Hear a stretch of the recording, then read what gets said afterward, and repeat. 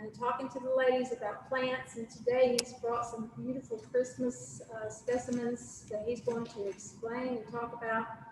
And so, again, I want to remind you this is being recorded, so you can option to stop your video to turn yourself off if you so choose. And if you don't care, we would ask that you ask your questions into the chat box, and Whitney will take care of watching those.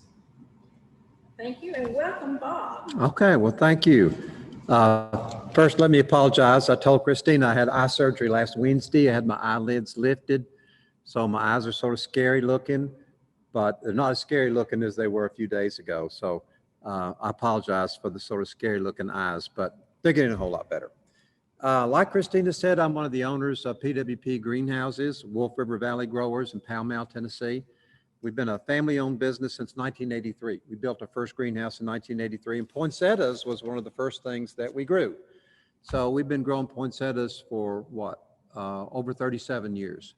They're a tricky plant to grow, but I'm going to be talking about them today. So a little bit of an outline of what I'm going to be talking about. I'm going to be talking about, of course, poinsettias, how to pick a poinsettia, how to get your money's worth, how to take care of them when you get home, and the $64,000 question, which is, how can I get my poinsettia to rebloom? So I'm going to be covering all of that. I've also bought some other holiday plants. I've got, Christina, let me just hold these up here if you can see them. I've got Christmas cactus. I'm going to be talking about Christmas cactus, which is not really a cactus, but beautiful plants. Cyclamen, which also, typically bloom at holiday, Christmas time. I love cyclamen, and a calancho. And this one is so interesting in that it's variegated leaf. And calancho, believe it or not, is also a holiday blooming plant. So I'm primarily going to be talking about poinsettias, but I'm going to be throwing in talking about the Christmas cactus, the cyclamen, and the calancho, because they are also holiday plants, just not as popular. So here we go. Let me talk first about buying poinsettias.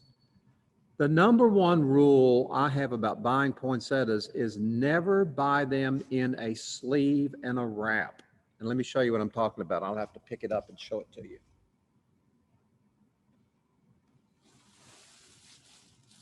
This is a sleeve that's put on a poinsettia to protect it during shipping. And the bottom part here is what we call a wrap, a foil wrap. Now, if you go to a big box store or some other place like that, those poinsettias were probably put on a truck in Texas a couple days before they got to the big box store. And then they get to the box store, they're in this foil wrap, they're in this plastic sleeve, and they're dying. Why are they dying? Because they can't breathe through this plastic and they can't get oxygen and air in the roots. So we put a plastic sleeve when we deliver our poinsettias. But of course, all of our poinsettias are grown in our greenhouses. There's no plastic sleeve, there's no foil pot wrap. So I know sometimes you don't have any choices, but just understand that a poinsettia can't breathe when it's in this sleeve and wrap. And nearly every big box store, they get them in off the truck, they put them in there, they've got them on a rack, and the poinsettias are suffering. And as a result, when you get it home, you're going to see yellow leaves, dropping leaves, and so they're suffering. So again, if you come to the greenhouse, they're just grown without the sleeve, without the wrap. They're just grown in what we call a grower pot like that. And then when you buy them, we put the wrap on it, then we put the sleeve on it. Now the sleeve is important to protect it from the wind. So when you take it to your vehicle, we give you one of these. But as soon as you get home, regardless of who you buy it from, take this plastic sleeve off. That's so important that you give these leaves, give this plant air. So that's a common problem. There's really nothing that you can do about it except buy them directly from a greenhouse, or just as soon as you get home, take this plastic sleeve off because they don't like it, and it's a convenience for us to be able to ship them. So that's the number one rule that I've got about buying poinsettias is, if possible, buy them naked, buy them without a pot wrap, Buy them without a sleeve, and they're going to be a whole lot better. Now let me give you some tips. Oh, a couple things to look for when you're buying a poinsettia. Of course, you want to look for drooping or yellow leaves. You want to make sure that these bottom leaves are not dying, they're not yellow, you have drooping stems. But there's another point that a lot of people don't know about a poinsettia. I don't know whether, Christina, you can see this poinsettia has a bloom in the middle. It's a little yellow bloom. It's not bloomed out yet. That's the bloom. These are leaves. These are not blooms. These are the leaves that turn color. But there is a bud there that's going to turn yellow, and that's your bloom. You never, ever, ever want to buy a poinsettia in which you can see the yellow bloom on the inside. Why? It's going downhill. It's aging out. It's going downhill. So all the poinsettias that we sell and deliver are not blooming. You don't have that yellow bloom in there. So when you're looking for poinsettias, and if you see a yellow bloom in there, that means you're not going to get your money's worth. See what I'm saying? It's sort of on the downhill spiral.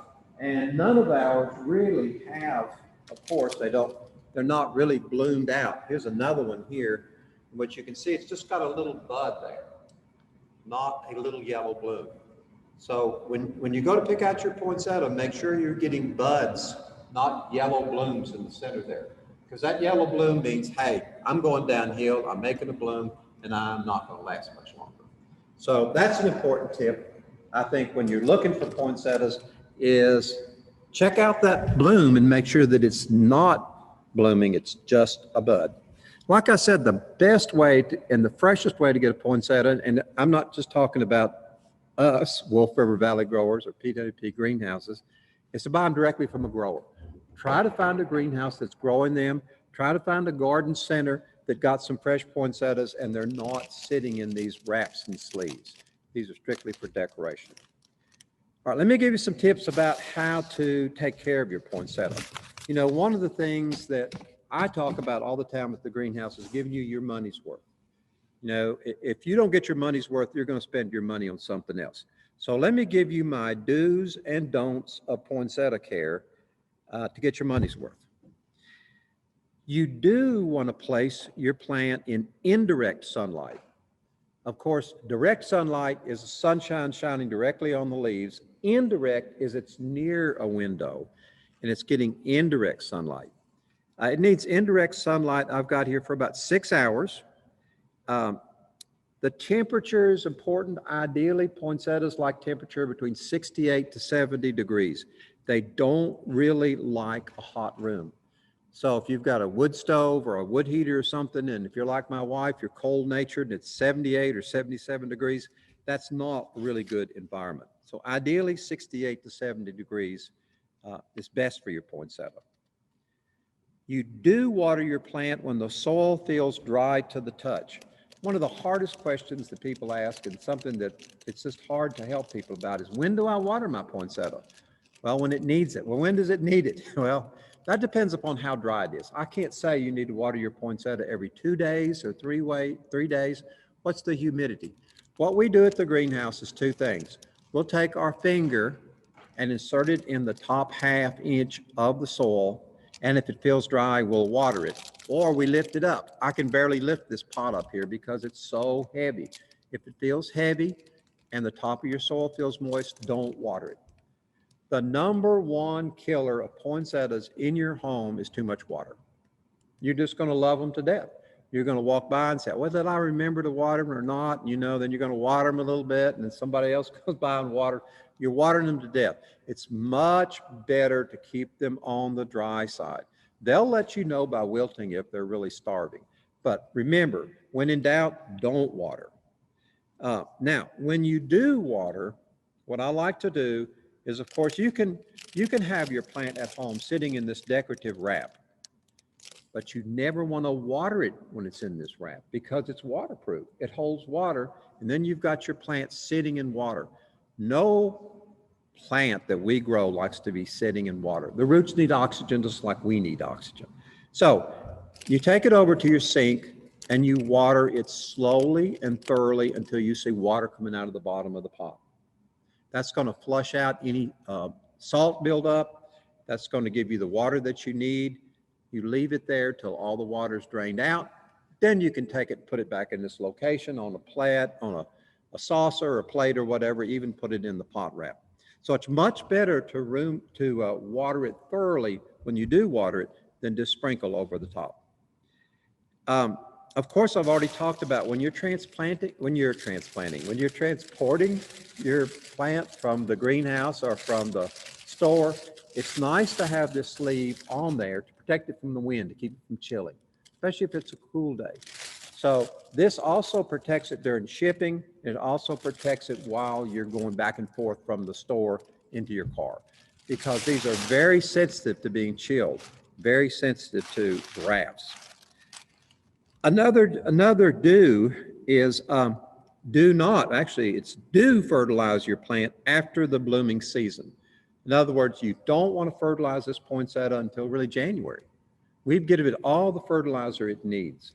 So you don't want to fertilize it when you take it home. If you're going to try to rebloom it, take care of it in January and February. I'll talk about fertilizing. But for most of us, we just sort of take care of it through New Year's and then just get another one next year. But it doesn't need any fertilizer until next year. Now, here's your don'ts. The number one don't, I think, is don't put your poinsettia near a draft, near a door, near a wood stove, because like I said, they're very sensitive to drafts. So if you've got one by your front door and people are constantly going in and out, especially in the winter months, you're going to see leaves dropping, you're going to see blooms dropping, and it's really hard on it. So avoid drafts. Don't put it near a ventilating duct, air conditioning duct. Don't expose your plant to temperatures below 50 degrees. Now, they like cooler temperatures, 60, 65 is fine. But once you get below 50, it's going to start chilling the poinsettia again, and it's going to start dropping leaves. Don't ever let your plant stand in water. I mentioned that several times. Whether it's in a saucer or whether it's in this wrap, water needs to drain out. You never want it to stand in water. And I think those are the main do's and don'ts. One thing I want to hit before I leave the do's and don'ts is this whole idea about, is a poinsettia poisonous? For some reason or another, and I don't know how, the rumor got started that poinsettias are poisonous. And if you eat them, you die. If your cat will eat them, you die. So I've got some information here, and I've been telling people this for a long time. So I'm just going to read it to you rather than paraphrase it here. Studies conducted by the Ohio State University concluded that no toxicity was evident at experimental ingestion levels far exceeding those likely to occur in home. In fact, you see, the Poison Control Center states that a 50-pound child would have to ingest over 500 poinsettia bracts, the red part, to exceed experimental doses, yet even at this high dose, no toxicity was demonstrated. So imagine a 50-pound child comes into your house and eats 500 of these colorful bracts and hasn't observed any toxicity. Of course, he's going to be sick because he's just eaten 500 poinsettia bracts. But the point is, they are not poisonous. Now, of course, they go on to say, of course, they're not intended for human consumption or for animals. Now, one thing I will tell you, and I got a little sap on my finger a minute ago, the poinsettia branch has white latex in it, a milky sap. Now, some people are allergic to that. So if you have concerns about that, you can wear gloves if you're going to be breaking stems. But basically, it's no more toxic than a Christmas cactus or cyclamen or anything else. So that's something that we need to put to rest. Let's see if, and if you've got questions, just holler and I'll address your questions as we go, because I want to do this for you. And so if you want me to back up or if you didn't understand anything, please let me know. Do Do we have any questions at this point?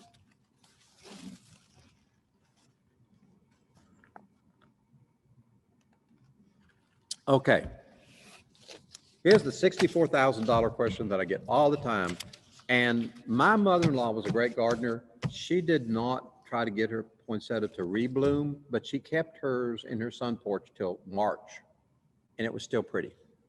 So this advice is for those of you who really want to get your money's worth out of your poinsettia, who really want to see it bloom in February and March. And if you really got a green thumb, and if you really got a lot of patience, and if you're really persistent, you can get it to rebloom. And I'll show you how. Now, by late March or early April, you'll want to cut your poinsettia back to about 8 inches in height. What that means is that by that time, your poinsettia is going to be looking sort of scraggly. The blooms have fallen off, and it's not going to look like much. But you're going to cut it off about 8 inches above the pot, okay? 8 inches above the pot into March and into April. What that's going to do is that's going to stimulate and cause new growth. At that point in time, you'll want to start fertilizing. I think Miracle-Gro, just your all-purpose Miracle-Gro, is about as good as anything for this point in time. You're going to keep it, again, the same area. You're going to give it a little bit more light, but you're still going to keep it inside. And then by May, you'll start to see new shoots, new growth, because it is alive. Then you take it outside after all the chance of frost is over. You continue watering it, fertilizing it, give it sunshine. And then I really recommend to get a full bushy plant that around June, early July, you're going to prune it. You're just going to shape it. You're just going to shape it however you want to. If it's getting leggy, you're just going to prune it back. Nothing really sacred about that, except you have to stop pruning your plants by September the 1st. So all throughout June and July, you're watering it, you're fertilizing it. If it's getting a little leggy, if the shape's not right, you're pruning it. By mid-September, you stop pruning it, you bring it inside, and get it back in indirect light and keep watering it. Now here's the trick, and here's what people get confused about. What causes this leaf to turn red or white is the same thing that causes the maple trees to turn color, or the trees in the woods to turn color. And that is long nights, short days. That triggers a chemical reaction in a maple leaf or in an oak leaf that it's time to change color. So when we start getting long nights, like right now, and short days, that poinsettia is going to start turning color. And you can see this one right here, Christine. I don't know whether you can see this one right here. That leaf is just beginning to turn color. See, it's sort of a reddish green. It's just starting to turn color, and these on top are. Now, if you've got your poinsettia at home and you have artificial lights, guess what? You're not giving it the long nights that it needs. You see what I'm saying? It still thinks that it's summertime and is never going to change color. So beginning, and let's see, when is their latest research? I think it's October. Yeah, October the 1st. Make a note when you're doing this. On October the 1st, if it's dark outside, it needs to be dark on the plant. Follow me? So one way you can do it is, like if it's dark now, about 5:30 or 6 o'clock, put it in a closet. It's dark, just like it was living outside. It's getting the same amount of day length as it would be outside. So you put it in the closet. Next morning, when it starts to get sunrise, you take it and put it there next to your window. So it's getting the same amount of long nights and short days as if it were living outside in Mexico, where it's a native of. And then you have to do that every day. I got a phone call one time from a lady, and she said, "When do I take my poinsettia out of my closet?" I knew I was in trouble, and she was in trouble. And I said, "Well, how long's it been in your closet? Well, she said, really since the 1st of October when you told me to put it in my closet and keep it dark. No, you don't leave it in there all the time. I cannot imagine what that poinsettia looked like. She called me like in the middle of November, been in their closet for 6 weeks. So you only keep it in the dark when it's dark outside, and then when it's light outside, give it light. That's going to trigger this chemical reaction here in these leaves, and they're going to turn red.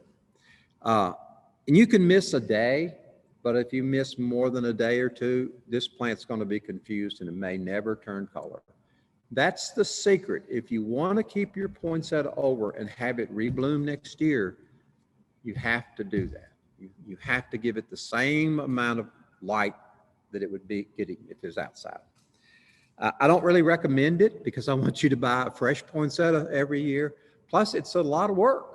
Some people enjoy the challenge of it. I mean, I've had people that have shown me pictures of poinsettias that they've overwintered, that they put outside and they've kept in the dark, and they're beautiful. And they don't do it because they're stingy. They do it because of the challenge. They love plants and they love the challenge. Can I get this poinsettia to bloom again next Thanksgiving time, which is really about when most of ours bloom. So that's the secret to it. Again, you'll want to, in terms of fertilizing, you're going to be, if you're going to try to get to rebloom, you're going to be fertilizing in June, July, August, September. About the time that you put it in the dark, at night, you'll want to slow down or stop your fertilizing. And here again, you can get all kinds of fancy fertilizer, but just your basic Miracle Grow, the powder, tablespoon per gallon, is probably good enough. And it's a well-balanced fertilizer, so you don't have to do anything special about fertilizer. Okay, I think that covers, used about half of my time. What I wanted to talk to you about poinsettia and poinsettia care. So next I'm going to be going on to Christmas cactus and cyclamen. So does anybody have any questions? There's a question in the about chat. Poinsettias before we? Okay. It's can you plant a poinsettia outside? That's a really good question. For those of you who didn't hear, she said, can you plant your poinsettia outside? Yes, you can, but of course you're going to have to dig it up before frost. So yes, it can be planted outside. In New Orleans, they grow naturally outside. They're native of Mexico where they grow outside, but they're very tender to the frost. So if you want to put it outside, what I would recommend is putting it in a bigger pot and maybe keeping that pot in a barrel or something like that. So when it comes frost, you can take that whole pot and bring it into your house. Yes, they'll grow outside, but frost will kill them. Does that answer your question? Okay. Did you have a question?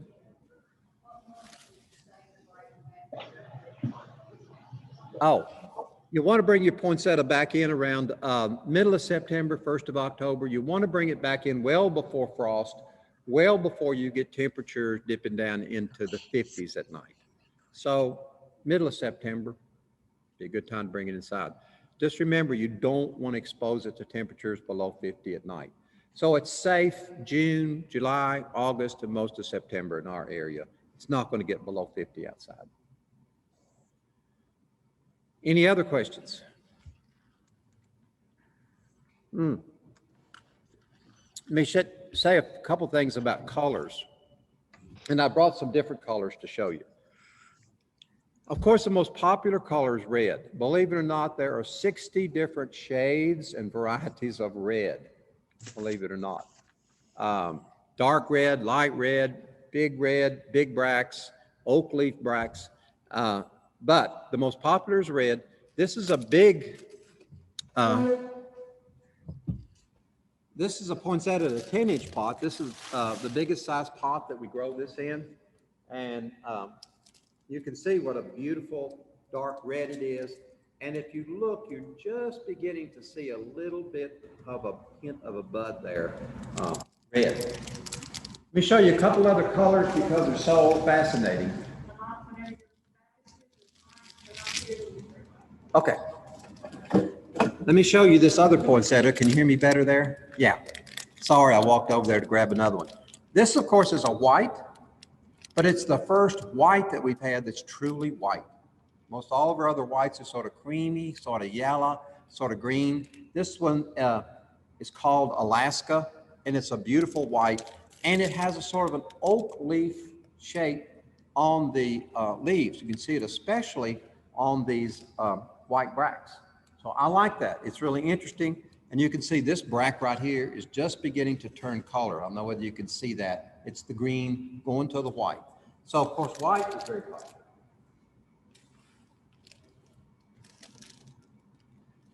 This is a new one called Christmas Beauty, and I love this color. I don't know how to describe it. You can just see it. It's a sort of a pinky, rosy, just really different. It looks great in a gold pot wrap. And can you see that color there? It's a new one for us this year. And as it ages, it's going to get a little brighter pink, but just really unusual. We've grown, get over here by the microphone. We've grown this plant for years. It's called Jingle Bells. Great thing about the Jingle Bells is that it has a red leaf, but then it looks like you splotched it with paint, just splashed it with paint. They're all different. Some of them are mostly white, like that bract, that leaf is mostly white. Some of them are mostly red. So it's a very unusual poinsettia. All of our poinsettias are the same price by pot size. We don't charge more for this color or that color. We sell them by the pot size. Called Jingle Bells. It's one of my favorite. We've grown them for years. Now there's many, many other colors. Of course, there's your basic pink, light pink, hot pink, dark pink. We've got a marble, which is pink in the center, white on the outside. We've even grown an orange poinsettia. Believe it or not, there's an orange. We didn't grow it this year. There's a burgundy. There's hundreds and hundreds and hundreds of different varieties and colors of poinsettias and different sizes. There's one called a winter rose. I didn't bring it, but the bloom looks like a rose. It's a double bloom, very unusual. They call it a winter rose because it's supposed to look like a rose blooming in the wintertime. Totally unique looking double crinkly type of a bract on it.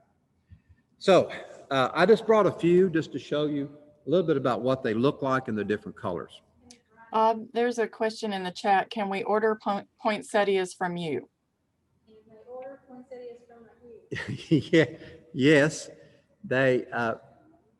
You can pick them up at the greenhouse. Yes, you can order them from me. In other words, you can say, "Hey, Bob, I want you to set aside 5 white and 3 Jingle Bells or something like that," and then I'll go back to the greenhouse, put tape around them, and mark them with your name on them, something like that. We don't ship them to retail customers, so you'd have to come to the greenhouse to pick them up. But if you say, "Oh, I've just got to have this particular poinsettia," yeah, let me know.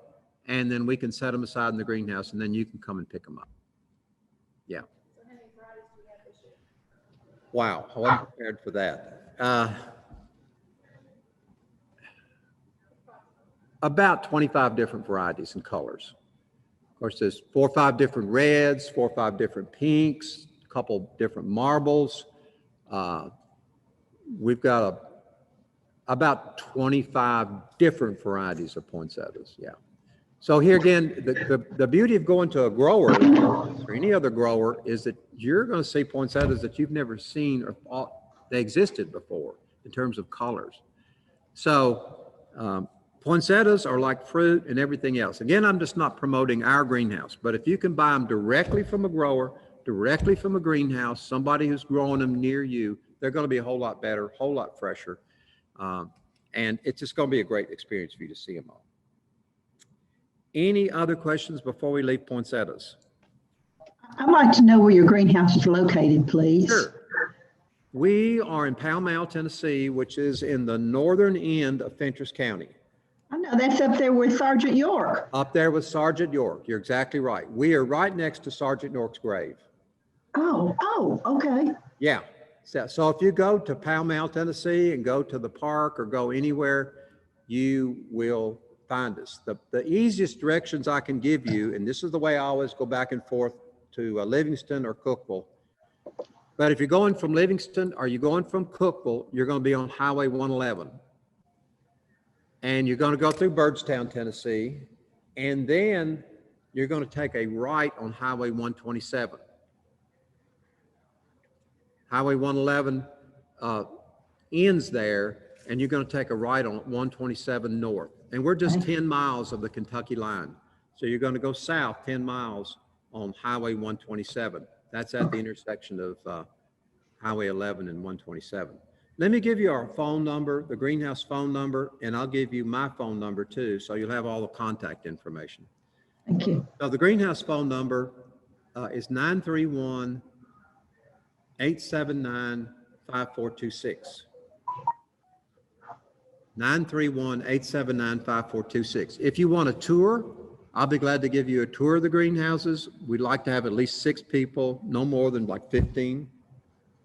And I can do that next week. If you just want to see, I don't know, 12 or 15,000 poinsettias, they're amazing just to see them. Greenhouse after greenhouse full. It's amazing. So you can call the greenhouse, 931-879-5426 if you want a tour, if you need directions. I'll give you my personal phone number. My cell phone number is 931-445-4043. It's 931-445-4043. You can text me, you can call me if you want to make sure that you can come by and pick up so many white poinsettias. We'll mark them for you and set them aside.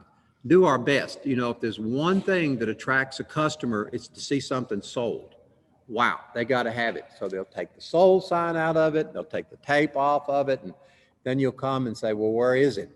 It was there. Somebody else just got it, because we've got 55 greenhouses and it's hard to keep people from taking things they shouldn't. But yeah, we'd love to see you. I'd love to give you a tour. And it's pretty amazing, I think. I mean, I'm amazed by them every day. I walk through them every day, and it's just beautiful. Okay, good questions. Any other questions about poinsettias? That's the price. The price? Okay. I've got that on my cell phone, so excuse me for a minute.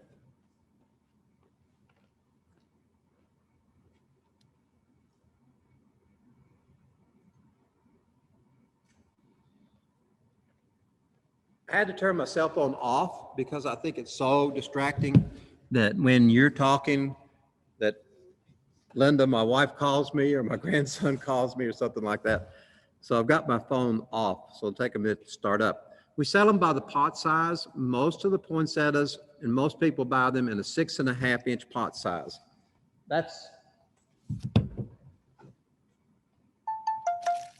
This is a 6.5-inch pot size. That's your basic poinsettia pot size.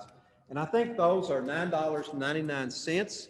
That includes the foil pot wrap and the sleeve, and there's no tax. But let me just verify that, because I asked my wife Linda to send me the prices. So, okay, here we are. Yes, the 6.5-inch pot poinsettia is $9.99, or they're 2 for $18. We have an 8-inch pot, which is a huge poinsettia, $17.99. And then the biggest one we grow, which is the 10-inch pot poinsettia, and we have some even bigger, quite a bit bigger than that one over there. They are $29.99. But your basic poinsettia, whatever color it is $9.99. We're not required to charge tax because we're considered agricultural. So that includes your sleeve and your pot wrap. Yeah, 6.5-inch pot, 8-inch pot, and 10-inch pot. Most of our 10-inch pots are bought by florists, but we do sell a few to you retail. And remember, our greenhouses are open to the public all the time. And let me give you our hours. So if you want to come by and visit us, I don't want to make this into an infomercial, so I don't want to talk too much about buying poinsettias from us. But if you're interested, hours are 7:30 to 4, Monday through Friday.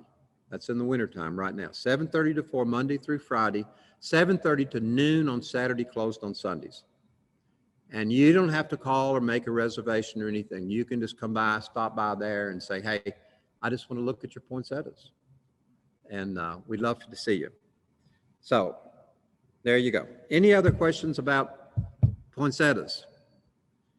I'll talk about Christmas cactus here for a few minutes. I'm going to turn my phone off. Well, I'm going to leave it on because I've got the prices for the Christmas cactus, if you're interested. Okay. All right. Christmas cactus. First off, they're not cactus.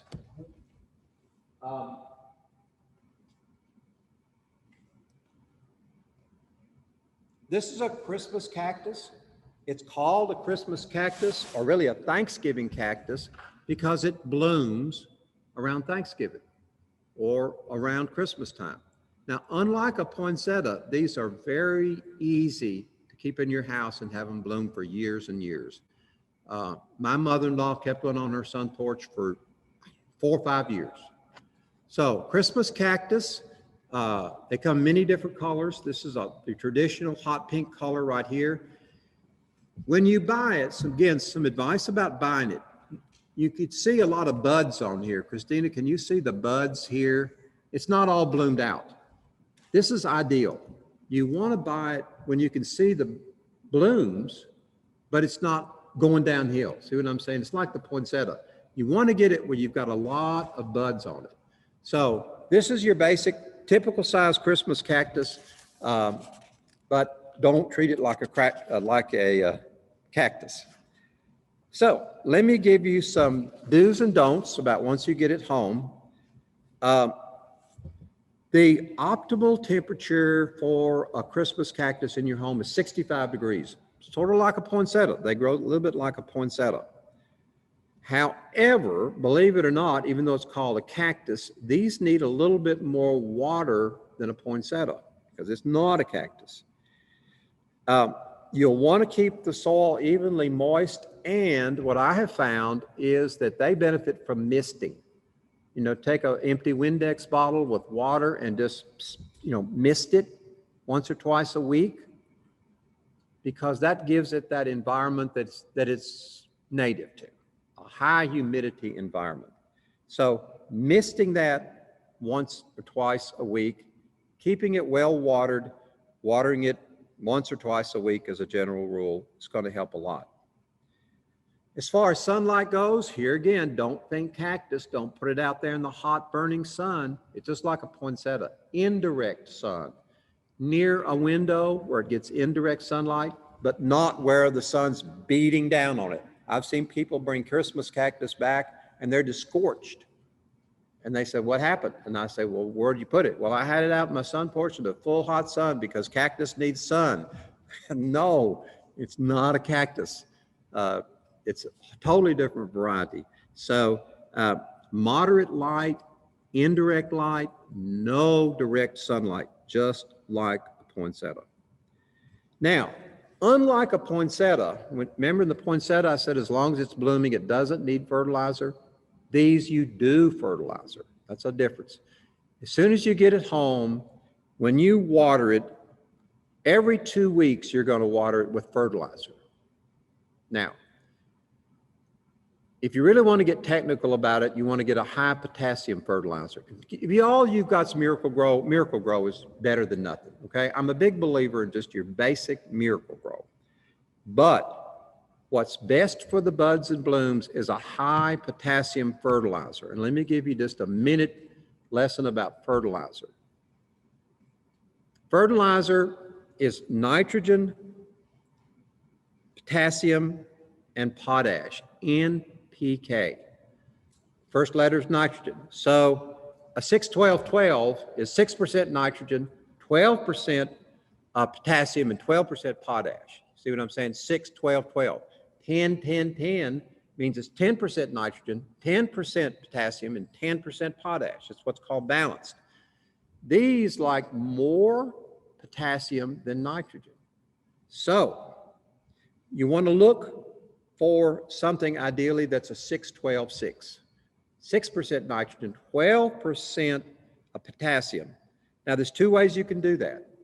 Miracle Grow, and I love these little things, they make an indoor plant spike. They're like a little green spike, maybe 3 or 4 inches tall, and you can get them in 6-12-6. Twice as much potassium as nitrogen, and that's exactly what these need. You put about 3 of these in this 6.5-inch pot, and they'll slowly dissolve and give it what it needs. There's also something I think Lowe's or Home Depot might sell. It's called Jack's Classic, made a note here, Jack's Classic Blossom Booster. I think my eye surgery is affected by tongue and I can't talk straight since I've had my eye surgery. Now that's 10-30-20, 10% nitrogen, 30% potassium, very high in potassium, and 20% potash. So that's things to consider. If you really want to give it the best fertilizer, high potassium, high in that middle number. But if all you've got is Miracle Grow, the thing to remember is fertilize it every 2 weeks. Unlike the poinsettia, which doesn't need fertilizer when it's blooming, this is benefited from a fertilizer when it's blooming. See if there's any other notes. You want to keep the plant cool after it blooms, about 50 degrees. I know it's going to be hard for you at home. It's like, what do I have in my house that's 50 degrees? The coolest room in your house. A couple tips about how to get it to rebloom. They're fairly easy. Now, after new growth appears, in other words, your blooms are going to fall off, it's going to look dormant, and you're going to stop fertilizing, into December and January, and it's going to go dormant. You're going to lightly fertilize, lightly water it. You're going to see new growth, like in March or April. You're going to keep it between 55 and 65, and then you're going to start fertilizing it and sort of treat it like a poinsettia. You can take it outside as long as there's no frost, bring it in September inside, and it's fairly easy to have it rebloom. Again, indirect light, moisture, mist it when you bring it back in next fall. So this one's fairly easy. Christmas cactus is fairly easy to get rebloomed. If you take care of it, you should have years and years of enjoyment out of it. You'll probably need to repot it next fall. Use a very good quality potting soil. No dirt, no topsoil. Miracle Grow, some very high quality potting soil that's going to drain well when you put it in a bigger pot. And that's about all you really need to know about Christmas cactus. Remember, it's not a cactus. Don't treat it like a cactus. I've got another one over here I want to show you. And I'll tell you the prices about these. And again, I'm telling you the prices not necessarily so you'll buy them from us, but so you'll have an idea about when I go to Chuck Johnson's or Lowe's or someone, this is give you an idea about what they should be selling for. This one's in a hanging basket. I love the color of that one. I don't know whether you can see that. It's white. It has these little pink center. It's amazing. And they do really well in hanging baskets because they naturally cascade over. And my mother-in-law, again, had one in a hanging basket, and it was great for years, and she put it in a little bit bigger hanging basket. The prices on these, let me share them with you here. Okay, they are $10.99 in this pot right here, and the hanging basket is $18.99. So $18.99 for a Christmas cactus and a hanging basket like that is a good price. The $10.99 and this size pot, like the 6.5 inch pots, pretty good price. You're probably going to be able to get them cheaper at a big box store, but to get the freshest, best quality, you want to buy them, if you can, from a grower or someplace that's giving them exactly what they need to have. Any questions about Christmas cactus, which are not cactus? Or anything? I have a question. Mm-hmm. What makes the fronds get weak and fall off after it's bloomed? What makes the what fall off? The frond. Front. What makes the front? The stems, Stems on the Christmas cactus? yes. Yeah, generally two things. It's been shocked like a poinsettia. It's been exposed all of a sudden to a draft, to cool temperatures, to hot temperatures. There's been a sudden change in temperature which has shocked it, and that's going to cause the branches to fall off of a Christmas cactus and of a poinsettia. So shock, draft, sudden change in temperature, that's the number one reason why that happens. The second reason why it can happen is you've either changed your sunlight or you've changed your watering. For example, for some reason or other, that room has gotten colder all of a sudden or warmer all of a sudden. So there's something about its environment that has shocked it, and it reacts by dropping branches, dropping leaves. So if that's what's happening, check and see if there's been something sudden that's happened. Go back and try to give it its ideal temperature and its ideal light again, indirect light, temperatures around 65, that type of thing. But it's hard to diagnose a plant problem like this, but generally on any kind of house plant, poinsettia, Christmas cactus, or whatever, it's caused by shock, temperature shock, or a breeze or a draft, or a difference in light or water. So if that's happening, investigate that like a private investigator, so to speak. We have to do that all the time in the greenhouse. And it happens to us in the greenhouse because that's what's happened. Does that answer your question? Yes, thanks. Oh, good. Any other questions about the Christmas cactus? Sure. Yes.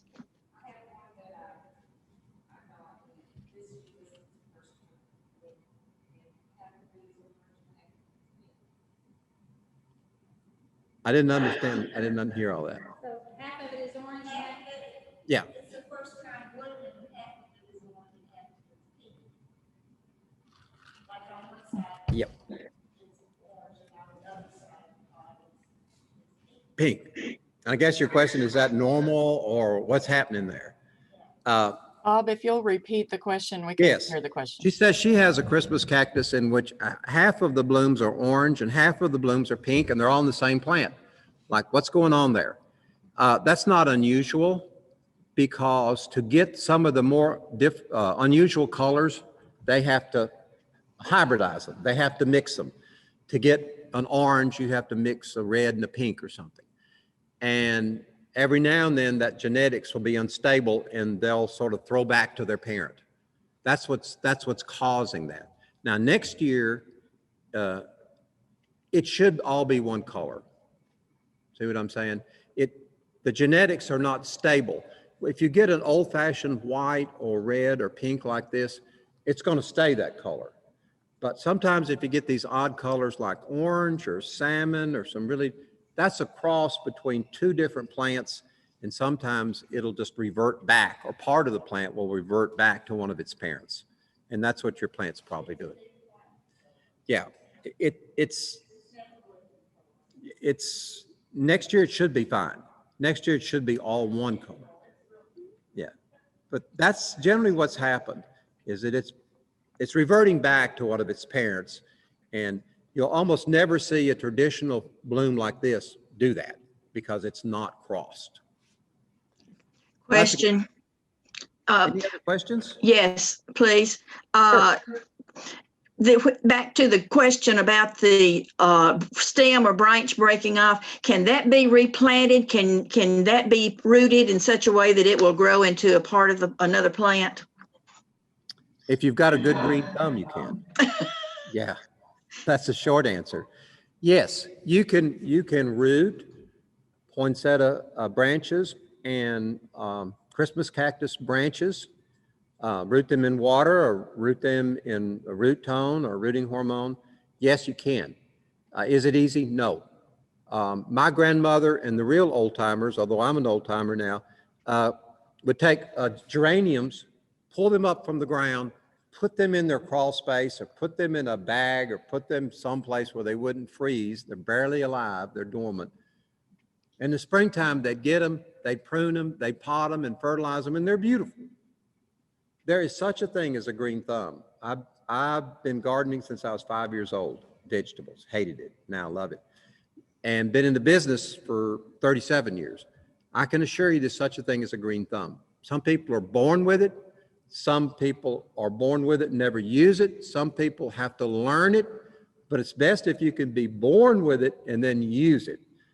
And I know some people that can make just about anything sprout and grow. So yeah, you can. Is it easy? No. And it really depends upon how green your thumb is, because I'm a big believer in two things, strangely enough: green thumbs and talking to your plants. If you can talk to your plants and they respond, yes.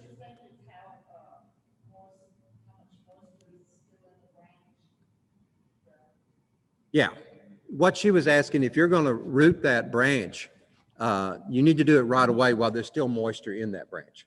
The longer it's separated from its parent plant, the harder it's going to be to root. So that's a really good question. Ideally, you would just take a cutting off the plant while it's still growing. But if a branch fell off, and one of our workers at the greenhouse has done that, we get branches that just fall off, she had been able to root them. It's not easy, but it's doable. Okay. Any other questions before we get to cyclamen here?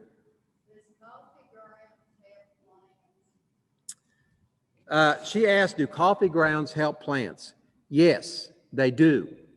Coffee grounds, bananas, eggshells, all of those things provide natural nutrients. Now, there's two things you need to be concerned about coffee grounds. Number one is you don't want to put too much on there because they're acidic. They can change the pH of your soil, and all of a sudden you've killed your plant by piling on a bunch of coffee grounds on there. So if I were going to use coffee grounds on a plant that's this size pot, like a 6-inch or 6.5-inch pot, no more than 2 tablespoons. I would probably recommend 1 tablespoon top dress on the top. If you've got a plant that's outside in the garden, like a big old tomato plant or something, you could put 3 or 4 tablespoons around it.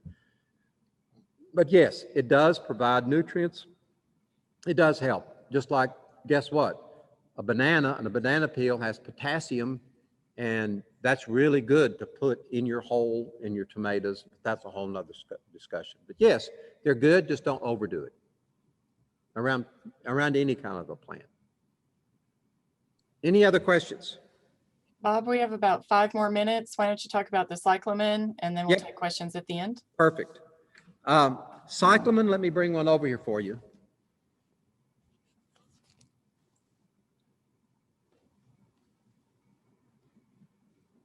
Cyclamen can be a holiday plant because they bloom sort of naturally around Thanksgiving or Christmas. We've got a few at the greenhouse right now. This is one of your classic, typical colors. And let me give you the do's and don'ts real quickly about cyclamen care. That's going to sound familiar. They like cool temperatures between 50 and 60 degrees is ideal. So if you've got a cool room, or if you naturally keep your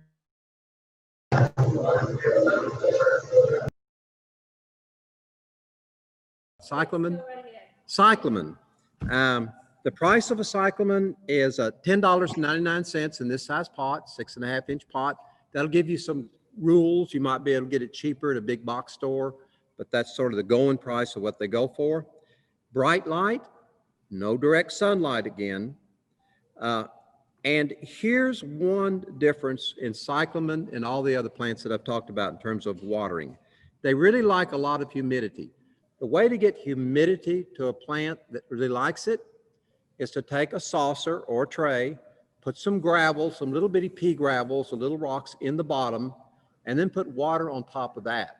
So when the water evaporates, it's going to evaporate up into the leaves. So you just need just enough water to cover those pebbles. So your pot is sitting on the tray on top of the pebbles, and that little bit of moisture that evaporates from around there is going to give it the humidity that it needs. So that's a trick with that. You do not miss these. And one final point. These are sensitive to being rot right around the base or right around the root of that. So When you water that, you water the edges. You don't water from the top. You don't try to get to the middle. You water around the edges because that can damage the plant. Finally, about the only care you need to take care of is that when the blooms start to fade, you just pluck the whole stem and bloom out. Just pull it out. They'll come out. It's like I'm tugging on it there, and that'll cause reblooming. Now, I don't really recommend trying to keep these over, but if you pluck off the dead blooms like I'm talking about here, it will rebloom. And I want to recommend fertilizer on this, something like Miracle Grow or something like that, while it's actively blooming. Remember, I did not recommend fertilizer on the poinsettia, but on the cyclamen, while it's actively blooming, you'll want to keep fertilizer. And that's it. Oh, the calancho. Yes, this is a calancho. I just say something briefly about it. I brought it because it has variegated leaves. Can you see the white variegation around the green? It's a beautiful red color, and you'll want to grow it just like the Christmas cactus, you know, not hot, direct sun. But it's a beautiful holiday plant, and it's something different. And the calancho, we just have a few of these, but I really, really like this one because it's variegated, green on the outside, white, green on the inside, white on the outside.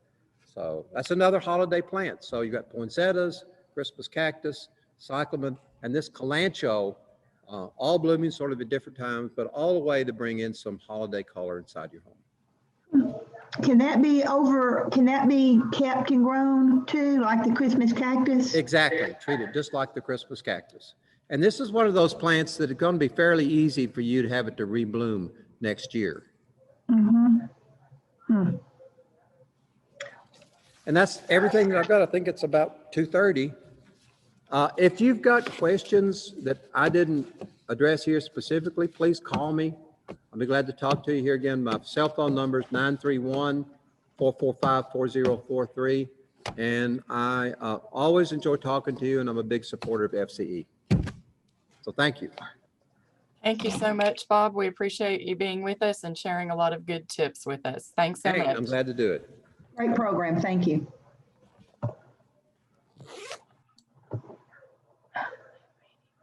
Okay, our next session is at 3 o'clock, and that will be a show and tell and farewell. So we encourage you to stick around. If you have made anything or created anything from the classes during the retreat, please get those and be willing to share those.